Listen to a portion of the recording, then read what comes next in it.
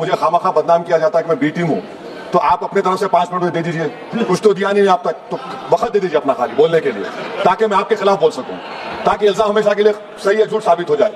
तो सर, हमारे देश में सेपरेशन ऑफ पावर्स है, लेजिस्लेचर इंडिपेंडेंट एग्जीक्यूटिव जुडिशरी से, मगर हम ये देख रहे हैं कि एग्जीक्यूटिव बार बार लेजिस्लेचर पर कब्जा करते जा रहा है, और 40 साल के बाद इस तरह का एक मोशन आया है, तो एग्जीक्यूटिव को चाहिए कि वो मुहासबा करें कि आखिर क्या वजह है। We have a marauding executive sir, which wants to overpower and take over the legislature and reduce it to cipher.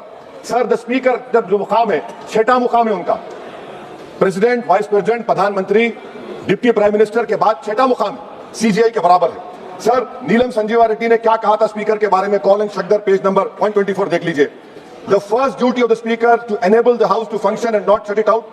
The house is paramount, not the speaker who can claim no inherent right to override or bypass the house or to arrogate to himself powers and functions which belongs to the house। यही नीलम संजीवा रेड्डी थे, उस chair पर बैठने के बाद उन्होंने Congress party से इस्तीफा दिया। यही नीलम संजीवा रेड्डी थे जिनके दौर में बैठे स्पीकर अपोजिशन ने कभी वॉकआउट नहीं किया।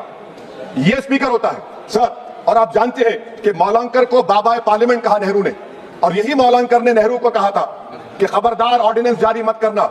यही मौलांकर ने कहा था कि पार्लियामेंट को अगर कामयाब होना है तो एग्जीक्यूटिव से उसको आजाद रहना पड़ेगा। हकीकत यह है कि आज के दौर में उसके बरक्स काम हो रहा है, आजादी कम होते जा रही है लेजिस्लेचर की। नेहरू ने क्या कहा था मैं नहीं कहना चाह रहा लंबा चौड़ा। सोमनाथ चटर्जी ने इसी कुर्सी पर बैठकर सुप्रीम कोर्ट की नोटिस को नकारा और कहा कि सुप्रीम कोर्ट को कोई अख्तियार नहीं है लोकसभा के अंदरूनी प्रोसीडिंग में मदाखलत करने का। सोमनाथ ने कहा था आर्टिकल 105, 122। सर, यह बहुत से लोग नहीं जानते, 1962 में मरीराम बागरी एमपी थे हिसार के। कौन थे शख्स जिसको नेहरू ने कहा इज वेरी ट्रबलसम? कौन था मनीराम बागरी जिसको 7 दिन के लिए डिसरप्शन पर सस्पेंड कर दिया गया, 30 दिन के लिए स्पीकर ने बैन कर दिया। नेहरू के घर पर जाकर प्रोटेस्ट किया, पुलिस ने एफआईआर दर्ज किया, पुलिस अरेस्ट करने आई, और ये बागरी साहब हुकुम सिंह स्पीकर के पास आकर के मुझे अरेस्ट से बचा लीजिए। स्पीकर ने कहा कि पार्लियामेंट के उस ग्राउंड में जाकर रह जाओ। बागरी साहब ने टेंट लगाया वहां पर, अरेस्ट नहीं कर सकी पुलिस। 65 में पार्लियामेंट से बाहर निकले, पुलिस ने अरेस्ट कर लिया, और इन आंखों ने वो नजारा भी देखा।